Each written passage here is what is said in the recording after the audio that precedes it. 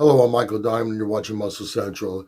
Okay, the debate about uh, which era bodybuilders were better, the 90s or current years, that's gonna go on forever. The big argument is that the 90s bodybuilders brought better conditioning. And I mean, I would have to agree on a whole that they did bring better conditioning to the stage. Now, does that mean that guys now are not training hard, dieting hard? Uh, no, I think it actually goes way beyond that. It's not that they're not training hard enough, they're not dieting hard enough. I think the fact that the 90s competitors competed a lot more. I think the fact that they were, for a good part of the year, not too far away from striking distance to go on stage. They never got too out of shape, uh, and just the training is different, the dieting is different, and the frequency of doing that, uh, and putting your body through the motions, with all your posing practice and all that. I think it's a lot, has to do with it's an accumulation of all those things combined. And I think that has a lot to do with why the conditioning doesn't look quite the same. Uh, there's not a lot of rushing, catching up to do. You're not too far off. There's room to play around with things. And like I said, just going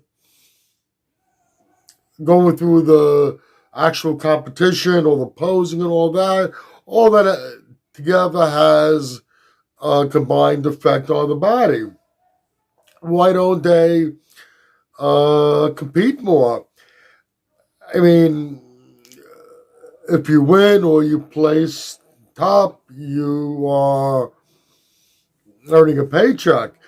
Uh, you're a professional. Your job is to compete, go on stage. Uh, but a lot of them choose, especially if you're qualified for the Olympia, a lot of them choose just to sit out the whole year and do that one show. If you the Olympia, the Honor Classic, top placings are very substantial amounts of money, but as you go down, uh, not as much. But these guys are doing now. What a big difference is that we have the social media. So if you're not competing and making a paycheck that way, these days, if you have a big following, social media, you can make a lot of money.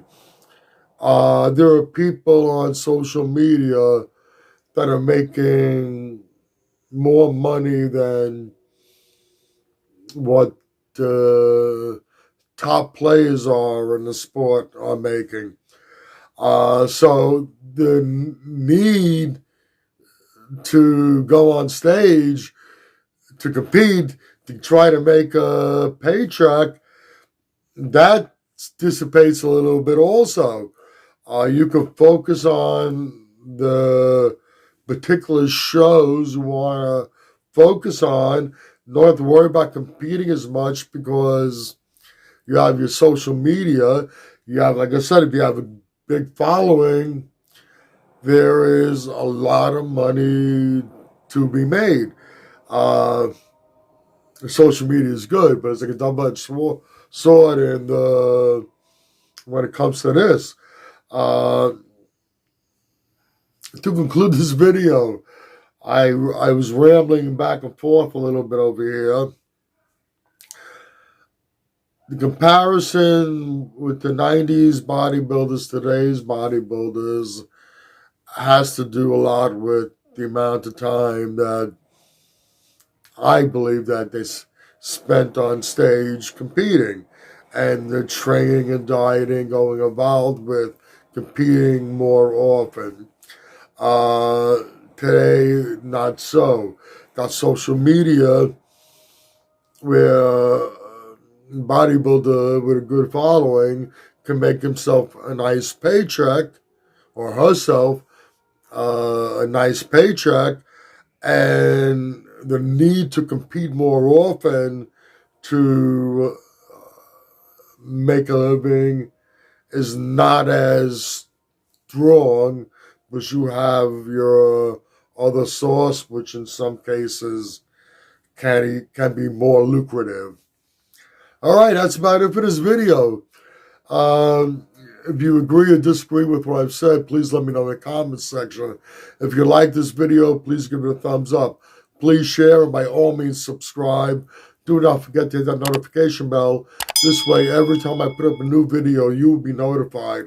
Also, if you go to the description box, you're going to find some links there. One link is to the Facebook Muscle Central page. Any questions, go there, DM me. I'd be happy to answer them. Also, you'll find links to Species Nutrition, Mr. Potts Protein. Click on both links, go to both websites. Check out all their great products. Once again, this is Michael Diamond. I'd like to thank you for watching Muscle Central.